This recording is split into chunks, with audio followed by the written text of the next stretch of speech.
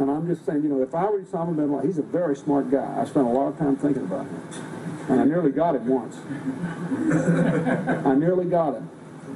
And I could have I could have killed him, but I would have had to destroy a little town called Kandahar in Afghanistan and kill 300 innocent women and children. And then I would have been no better than him. And so I didn't do it.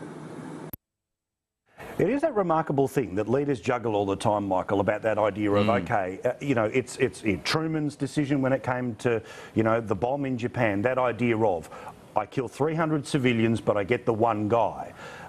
It'd be interesting to know what judgment gets made if you go back into a time machine, because obviously, while we knew he was a bad guy, he didn't know in '96 that this was going to be what he was going to go on to do. Yeah, yeah. Well, look, you're absolutely right. And, of course, Clinton has another black mark against his name, which was what happened in Rwanda. And he says in his diaries, in his autobiography, that he should have intervened in Rwanda and he didn't, and there was a massive slaughter that took place there and the Americans did nothing. And this is the great quandary for America. When do they intervene as the world's policeman and when do they not? Should they intervene in Iraq? Should they intervene in Syria? You know, what should they be doing in the Middle East? But here was a moment in time when...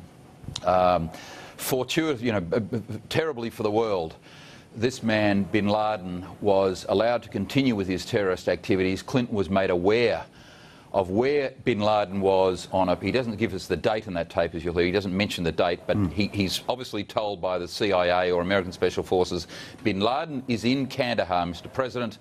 Do you want us to take him out? Clinton says, no, because I have to kill...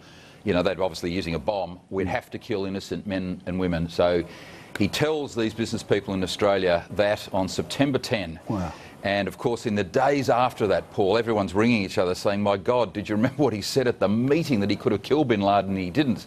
And thousands, of course, were killed in the World Trade Center bombings. And, of course, the world changed. The world changed. And, of course, we've never been the same since, whether it's airport security, whether it's planes not flying over countries that are at war.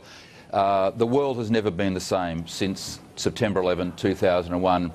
And there's President Clinton admitting just a few hours before it happened that he could have taken out bin Laden but decided not to. So it was an extraordinary thing for the President to say. And don't forget, by that stage, he'd only been out of office for 10 months. He left office in early 2001, so his remarks were very, very current. And what's very definite is that I'm pretty sure that he's dropped that part of the anecdotes and the after-dinner speaking circuit in the past couple of years. Best not to talk about it, methinks.